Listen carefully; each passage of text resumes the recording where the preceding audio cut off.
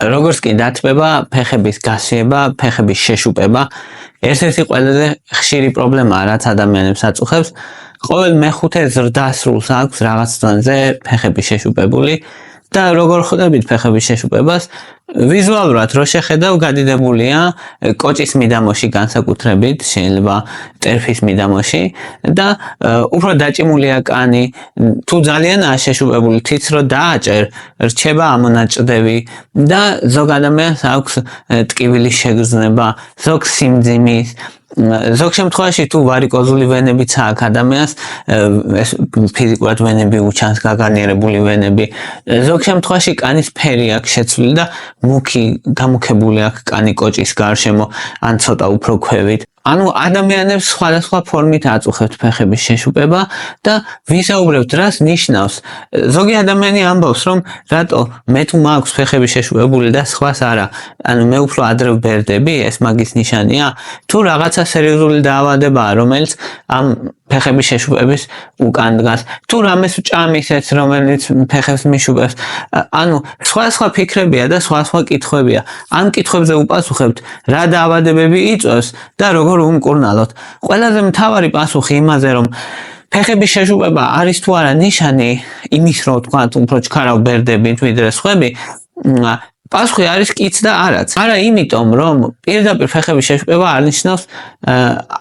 არ ნიშნავს იმას, რომ ადამიანი ვინმე სხვაზე უფრო ჩქარა ბერდება.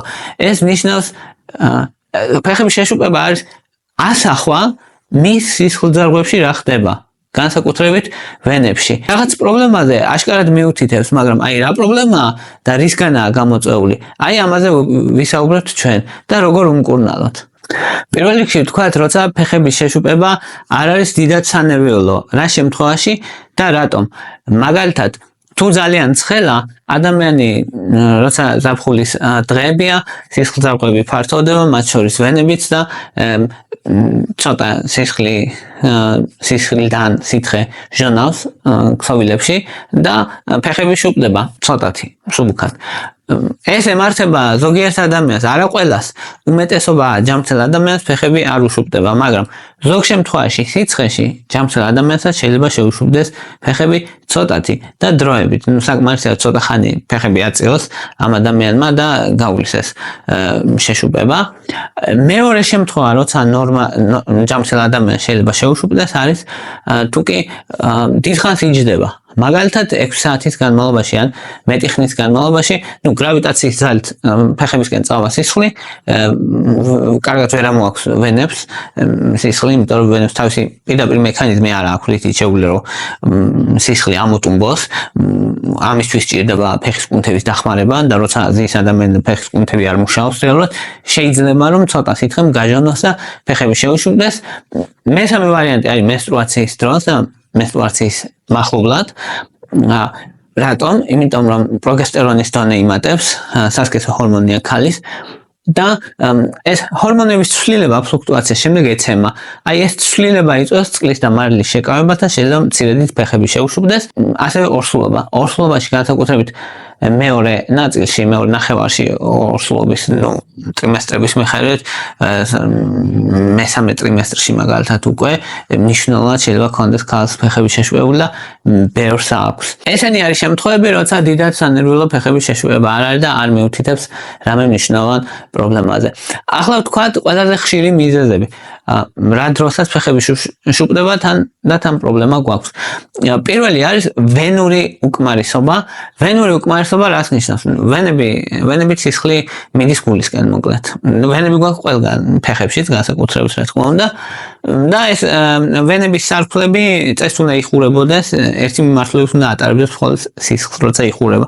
და როცა კარგად ვერ იხურება, ორივე მიმართულებით ატარებს სისხლს, ზევითაც და ქვევითაც. და როცა ქვევით ატარებს, გრავიტაციის ძალით სისხლი მიდის ქვევით, იქნება წნევა რო იქნება მცირე კალიბრის სისხლძარღვებში, ან პატარა კაპილარებში, სისხლი ჟონავს, ანუ სისხლის წითელი სისხლად კი არ ჟონავს როგორც ლიმფა, ჟონავს როგორც სხვანაირად რომ ვთქვათ, წყალი მოკლედ და ეს წყალი გროვდება უჯრედთა შუა სივრცეში და ადამიანი ხედავს ამას როგორც შეშუპებას. ვენური უკმარისობა საკმაოდ ხშირია, ადამიანების ზრდასრულების სისხლის 15%-ს აქვს დაახლოებით და რაც ასაკი ემატება ადამიანს მით უფრო და უფრო ხშირია და ხშირად ასოცირებულია ვარიკოზულ ვენებთანაც. ვარიკოზული ვენებიც აწუხებს ადამიანს, რომელსაც აქვს ვენური უკმარისობა. არა ყოველთვის ერთმანეთის გარშე შესაძლებელია ეგენი არსებობდეს, მაგრამ ხშირად ასოცირებულები არიან ერთმანეთთან. ორივე შემთხვევაში რეალურად ვარიკოზული ვენებიც კომპენსაციის მექანიზმი არის რეალურად ვენური უკმარისობის. ამიტომ თანხმედრაშია ხშირ შემთხვევაში. მეორე მნიშვნელოვანი მიზეზი, რამაც ფეხებში შეშუპება გამოიწვევს შეიძლება არის გულის უკმარისობა. ეს ძალიან მნიშვნელოვანია და ყურადსაღებია. ვენური უკმარისობა ახლა ბევრი ადამიანი საერთოდ არ აქცევს ყურადღებას, ახსენდება მარტო ზაფხულში, როცა ძალიან ფეხები შეაწუხებს და სიმძიმის შეგრძნება აქვს და გულის უკმარისობით თუ გამოწვეული ეგ უკვე მნიშვნელოვანი პრობლემაა. გულის უკმარისობით ფეხების შეშუპება უფრო ასაკოვნებში, ანუ 60-დან გულის უკმარისობა ვისაც აწუხებს ძალიან დიდ პროცენტს, რა 70% დაახლოებით აქვს ფეხების შეშუპებაც.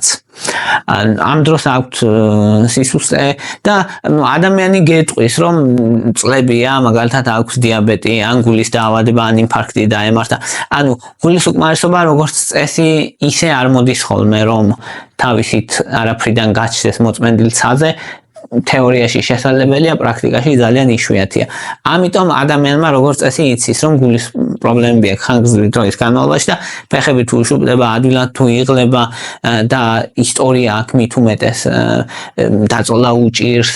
ორთოპნია ქვია, მაგალითად დაწოლისას რო ქოშინებს ადამიანი, იმიტომ რომ გრავიტაციით სითხე ფილტვებშიც გროვდება და ეს გულის უკმარისობის ნიშნებია. რატო ხდება ეს ყველაფერი? იმიტომ რომ გული ეფექტურად ვერ ანაწილებს სისხლს და რო ვერ ანაწილებს სისხლს ვენურ სისტემაში ძლიერდება წნევა. წნევა რო ძლიერდება, კაპილარებშიც ძლიერდება წნევა და მერე იჟონება სითხე ქსოვილებში. ეგ არის გულის უკმარისობის დროს, რატომაც ვითარდება შეშუპება და ფეხებში შეშუპება ერთ-ერთი ნიშანია, არა ერთადერთი, არამედ ერთ-ერთი და გულის უკმარისობის რისკი იზრდება ძალიან 70 წლის მერე. 70 წლის ასაკიდან თუ დაიწყო ადამიანს ფეხების შეშუპება გულის პრობლემები აქვს, უნდა ვიფიქროთ გულის უკმარისობაზე. შემდეგი მიზეზი ასევე მნიშვნელოვანი არის თირკმლების პრობლემა.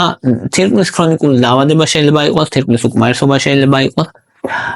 ეხლა რა ხდება თირკმელში? თირკმელი არის ჩვენი ფილტრი, მოკლედ ჩვენს ორგანიზმში ფილტრავს სისხლს. ფილტრავს და თუ ცუდად მუშაობს, ან თუ უკმარისობა გააყოლებს ციලාსაც. ანუ ცილა ალბუმინის სახით, ყველაზე ხშირი ცილა რაც სისხლში გვხვდება არის ალბუმინი და წესით ეს ალბუმინი თირკმელმა არ უნდა გაფილტროს, ან არ უნდა გააყოლოს შარდს. უნდა დაიტოვოს ორგანიზმში, იმიტომ რომ ორგანიზმში ჭირდება ცილა. და როცა თირკმლის პრობლემაა, ორგანიზმი კარგავს ცილას. ორგანიზმი რო კარგავს ცილას, ცილას აქვს ეგეთი ფუნქცია, რომ სადაც ცილა თავისკენ მოყავს წყალი, მოკლედ, ანუ წყალს იკრებს გარშემო. და როცა ცილა იკარგება, წყალს ვეღარ აკავებს სისხლძარღვებში და სისხლძარღვებიდან ჟონავს. ამიტომ შუპდება ფეხები. ამიტომა რომ ვისაც თირკმლების პრობლემა აქვს, ერთ-ერთი ნიშანი, არა ერთადერთი, არის ფეხების შეშუპება, თვალის უპეების შეშუპება სხვათა შორის და თირკმლის ფუნქციის გაუარესება.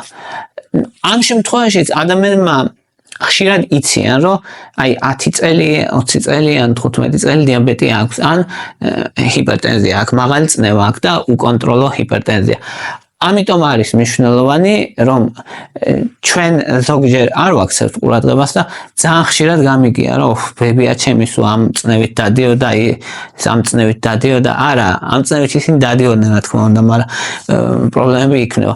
ერთმა დამიწერა სხვათა შორის კომენტარებში, კომენტარი იყო საუბარი ალკოჰოლის, სიგარეტის მავნებლობაზე და ესეთებზე რა და ესე იგი და ესეთი კომენტარი დამიწერა, რომ ტონალობა იყო, რამაც ჩემი ყურადღება მიიქცია, თორე ისე არაფერი პრობლემა არ იქნებოდა, ეგ კომენტარი რო დაეწერა, თანაგრძნობას გამოიწვია პირიქით, მაგრამ აი ესეთი ტონალობით დამიწერა, ესე იგი ჩემი მეუღლე ის სისხლშიო არ ყის და ღვინის გარდა არაფერი არ არისო იმდენს სვავდაო რა და ესო ორივე ფეხი მოაჭრესო უკეო რაღაცო კი რაღაც ღვიძლის პრობლემები აქვს რაღაცო და კიდე სოცხალიაო 65 თუ 60 წლის ასაკში რა თითქოს ეს აკნინებს ჯანსაღი ცხოვრების წესს ანუ მის კომენტარიდან ეს გამოდიოდა რა და ანუ რანაირად ის რო თქვა 60 წლის ასაკში კაცს ფეხები მოჭრილი აქვს და ისა ღვიძლის სერიოზული პრობლემები აქვს და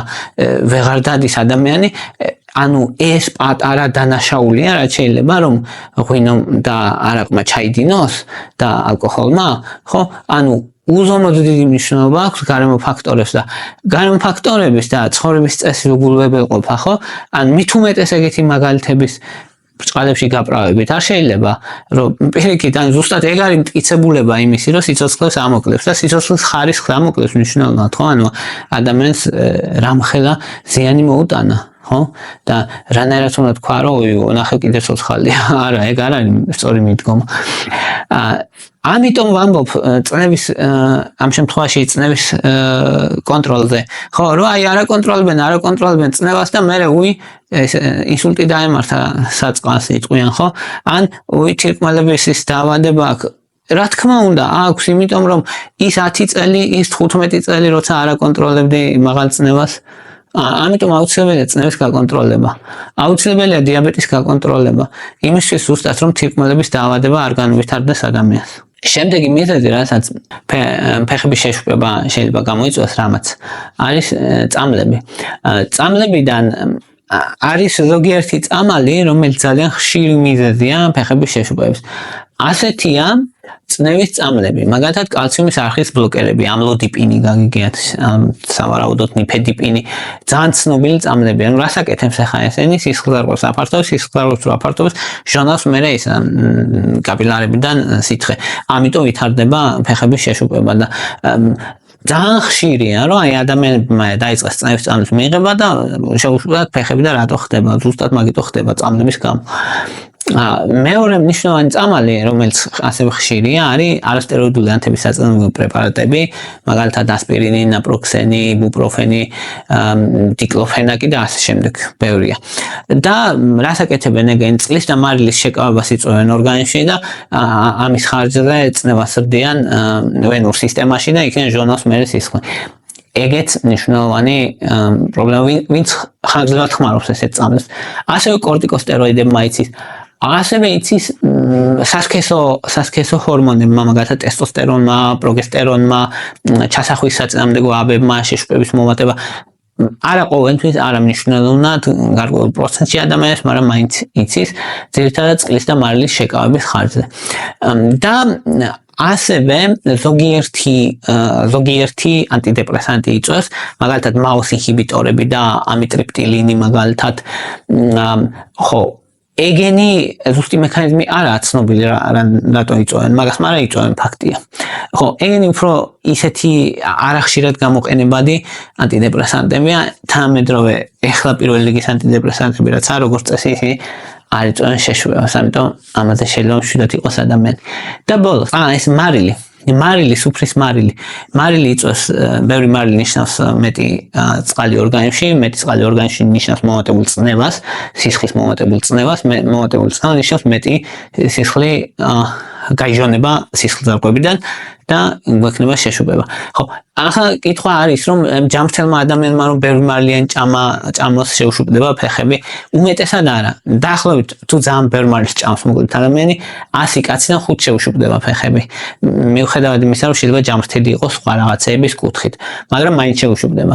95% არ შეუშუპდება. ანუ მარტო დამოუკიდებლად მარილი არ არის ძალიან ძლიერი ფეხების შემშუპებელი, მაგრამ თუ ადამიანს პრობლემა აქვს, ძალიან შეიძლება შექმნას პრობლემა. მაგალითად, თუ თირკმლების პრობლემები აქვს ადამიანს ან გულის უკმარისობა აქვს, მარილი კატასტროფაა. მაშინ შეშუპებას აძლიერებს და აძლიერებს. კიდე რაც უნდა ვიცოდეთ, ესენი არ არის ხშირი, ახლა რასაც ვიტყვი, მაგრამ არის მნიშვნელოვანი და არის საყურადღებო. მაგალითად, ღრმა ვენების თრომბოზი. თუ ფეხების შეჭრება დაიწყო ერთ ფეხში, ეხლა ზევით რაც ჩამოთვალე, ყველაფერი ეხებოდა ორ ფეხს. ანუ ორივე ფეხში აქვს ადამიანს ფეხების შეჭრება. დაადებთით ჩანაჭრევი რჩება. ანუ პიტინგ ედემას ეძახიან, ჩანაჭრევი რჩება მაგას და ნიშნავს, რომ სითხე ჩაიღვარა უჯრედშორის სივრცეში. ეგ არის მუღამი, ესე ვთქვათ. და ყველა ეხება ორივე ფეხს, ორივე ფეხი აქვს შეშვებული. და ღრმა ვენების თრომბოზის დროს, აი თუ ტკივილი უცებ წარმოიქმნება, ძლიერია ეს ტკივილი, ფეხი შეუშუპდება, ცალი ფეხი ადამიანს, სიწითლე აქვს, სითბო აქვს, სიმხურვალი შეგრძნება ამ წამელ ფეხზე, ღრმა ვენების თრომბოზის ნიშანია, ანუ დაიხშო ვენა, მოკლედ, ღრმა ვენა დაიხშო თრომბით და ეს თრომბი შეიძლება მოწყდეს და წავიდეს ფილტვებში გაიჭეროს და ფილტვების ემბოლია გამოიწვევს და ეგ ძალიან სერიოზული მოვლენაა. ამიტომ თუ ასეთი მოვლენა მოვიდა ადამიანს სასწრაფოდ აუცილებლად კლინიკაში უნდა გადაიყვანოთ. ან უნდა წაბრძანდეთ თუ თქვენ ოდესმე დაგემართათ ეგეთი რაღაც. ეგ არის ემერჯენსი მდგომარეობა, გადაუდებელი მდგომარეობა. ამიტომ აუცილებელი ეგეთ დროს კლინიკაში ვიზიტი. და ასევე არის ლიმფური ობსტრუქცია. ლიმფური ობსტრუქცია ხდება ხოლმე ძირითადად აი სიმსივნის ოპერაციას რო გაიკეთებენ, აი მკერდს მოაჭრიან, მაგალითად ქალს შეიძლება მკერდის კიბოს შემთხვევაში და ლიმფური დრენაჟი ირღვევა მოკლედ მაგ დროს და ან ლიმფური ობსტრუქცია ვითარდება და შეშუპება ვითარდება, ანუ შეიძლება ფეხზე, შეიძლება ხელზე გააჩნია, ადგილს გააჩნია მოკლედ. და მაგ დროს არის, როცა ლიმფური სისტემის გამოხდება ხოლმე ეგეთ შეშუპება, აი ეს რო დააჭერთ დანაჭრევი არ რჩება, ჩანაჭრევი. და მაგას ახიან არა პიტინგ ედემას. ეგ არის განსხვავება ლიმფის გამოა თუ უბრალოდ წყლის გაჟონვის გამოა. აი ამით არჩევენ ხოლმე ერთმანეთს. ახლა პირველი ნაბიჯები, როცა ადამიანს აქვს ფეხების შეშუპება, მთავარი მიზეზი უნდა უმკურნალოს. თუ ცნობილია, გულის დაავადება თუ აგული, თირკმლის დაავადება თუ ათირკმელი, დიაბეტი უნდა მართოს. და ასე. ეგ არის ყველაზე მთავარი, რითი გაკეთებაც შესაძლებელია. მეორე, ყველაზე ეფექტური მეთოდი, როცა ადამიანს აქვს ფეხების შეშუპება, არის ფეხების ზევით აწევა. ან მაგალითად წამოწვე, ფეხები ოდნავ ზევით აწევ გულის დონიდან. მთავარია რომ გულის დონეზე იყოს მეტად აწეულო, გრავიტაციის ძალით წყალი წამოვიდეს უკან, სისხლი წამოვიდეს უკან ვენებიდან. და დაახლოებით 2-3 ჯერ 20 წუთის განმავლობაში რო გააკეთო დღის განმავლობაში ეგ მნიშვნელოვნად ეხმარება თითქმის 80% ადამიანებისას, ვისაც აქვს. ასევე არის კომპრესიული წინდები. კომპრესიული წინდები როგორ გითხრათ, გეტრებს გავს, ქალებს რომ გეტრებიათ შეათ ხო მაგას ან ხო ის რომ გინახიათ რომ ოპერაციის მერე აკრავენ ხოლმე პაციენტებს პინწსავე რო ახვევენ, ეგეც კომპრესიას იწვევს, ოღონდ კომპრესიული წინდები ცოტა სხვანაირად გამოიყურება და ჩასაცმელია, მოკლედ უჭერს ფეხს, რო უჭერს ფეხს, სითხე ამოდის ზევით და არაძლევს შეშუპების საშუალებას. ეგ არის მუღამი. ბევრ შემთხვევაში ძალიან ეფექტურია კომპრესიული წინდებიც. შემდეგი რისი გაკეთებაც შეგიძლიათ არის დიეტა და წონაში კლება. დიეტა და წონაში კლებაში გულისხმობა რომ ნაკლები მარილი მიიღო. ეგ ძალიან მნიშვნელოვანია. წონაში კლება თუ წონაში იმატებ, იმიტომ რომ ვენური უკმარისობის უმეტესობა შემთხვევები ვისაც ემართება არიან ჭარბწონიანი ადამიანები. ჭარბწონიანი ადამიანები, რომლებიც ცოტას მოძრაობენ. ამიტომ გამოსავალი არის წონაში კლება და ბევრი მოძრაობა. იმიტომ რომ კუნთებმა მოკლედ ამოტუმბოს კარგად სისხლი. წვივის კუნთები ხო იკუმშება, დუნდება სიარულის დროს და ეგ ვენებს აწვება და სისხლი ამოდის ზევით და ამიტომ ვარჯის ძალიან დიდი მნიშვნელობა აქვს. დიურეტიკები, შარდმდენები არის ერთ-ერთი მნიშვნელოვანი მკურნალობის კომპონენტი. ასევე ახლა დიურეტიკების როლი რა არის, რომ თუ მაგალითად წამლებით არის გამოწვეული ეს ფეხების შეშუპება და ამ წამლის მოხსნა არ შეიძლება მაგალითად ნიშნავს ხოლმე ზოგჯერ დიურეტიკს, ან თუ თანდართული გულის დაავადება აქვს, გულის უკმარისობა, ან თირკმელების უკმარისობა, დიურეტიკებს ნიშნავენ, იმიტომ ვერ უმკლავდება მარტო სხვა მეთოდებით ვერ უმკლავდება მაგ დროს შეშუპებას და თან შეშუპება არა მხოლოდ ფეხებში, არამედ მუცელში, ფილტვებში შეიძლება იყოს. ამიტომ დიურეტიკებს შარდმდენს ძალიან დიდი მნიშვნელობა ენიჭება, განსაკუთრებით მარყუჟოვან დიურეტიკებს. ფუროსემიდი არის კლასიკური მაგალითი მარყუჟოვანი დიურეტიკის, რა თქმა უნდა, მისი მიღება ექიმის გარეშე არ შეიძლება, რადგან საფრთხეებთანაა დაკავშირებული, რადგან შეიძლება კალიუმის დაკარგვა გამოიწვიოს, რაც ძალიან საშიშია. ხო, და სითხის და ელექტროლიტების დაკარგვა ძალიან მნიშვნელოვანი პრობლემა, ამიტომ ბალანსის შენარჩუნებაა საჭირო და ეს ექიმის გარეშე არ უნდა მიიღოთ, რა თქმა უნდა. მანუალური თერაპია გამოიყენება ხოლმე კიდე, როდესაც არის ლიმფედემა, მაგალითად, ან ლიმფური სისტემის შეგუბება როცა და მას აქვს თავისი როლი, რა თქმა უნდა, თუმცა ხშირ შემთხვევაში საჭირო არ არის. ასევე საკვები დანამატებს აქვს დიდი მნიშვნელობა, საკვები დანამატებიდან ცხენის წაბლა მაგალითად არის ერთ-ერთი ყველაზე ცნობილი და ეფექტური 300 მილიგრამი ორჯერ დღეში ინიშნება, ანუ ვენების ტონუსს აუმჯობესებს, ვენებიდან სისხლის უკუდინებას აუმჯობესებს და საკმაოდ ეფექტურია, რამდენიმე თვის განმავლობაში ინიშნება ხოლმე როგორც წესი და პაციენტების 60% შემთხვევაში აქვს ეფექტი და საკმაოდ ეფექტურად მიიჩნევა. მეორე მედიკამენტი, საკვები დანამატი, რომელიც საკმაოდ ხშირად გამოიყენება, არის Butcher's Broom, ქვია, ქართულად არის თაგვის ძირა. და 100 მილიგრამი ორჯერ დღეში გამოიყენება ხოლმე ეგ. დაახლოებით 50%-იანი ეფექტურობა აქვს მაგას და ეგეც 2-3 თვის განმავლობაში ინიშნება როგორც წესი.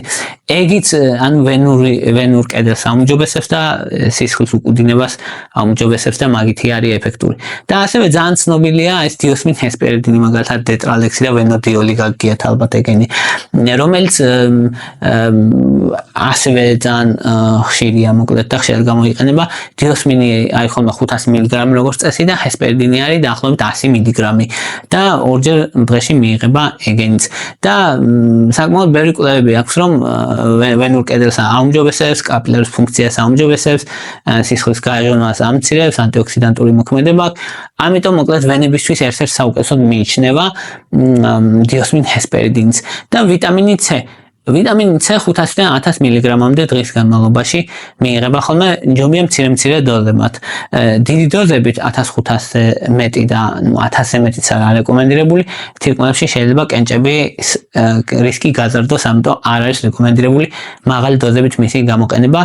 500-დან 1000 მილიგრამამდე არის იდეალური და ჯობია რომ დღის განმავლობაში რამდენიმეჯერ განაწილოთ, იმიტომ რომ რაც მეტადაა განაწილებული, C ვიტამინის შეწოვა არის გაუმჯობესებული.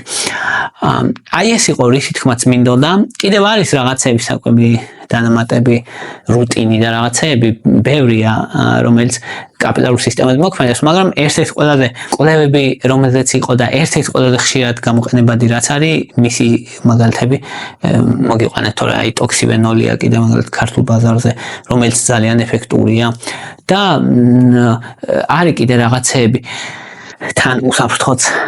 ხო, შესაბამისად, ვისაც სურვილი აქვს ხოლმე როგორც წესი, აი საკვები დანამატები სრულიად მართვადია, თუ სერიოზული მდგომარეობა არაა და გულის დაავადება არ აქვს ახლა ადამიანს და თირკმლის პრობლემები, თუ უბრალოდ ვენური უკმარისობაა და 80% ეგეთი შემთხვევებია, მაშინ საკვები დანამატებით და აი ფეხების აწევით, ფიზიკური აქტივობით, წონაში კლებით, სრულიად შესაძლებელია ფეხების შეშვებით მართვა.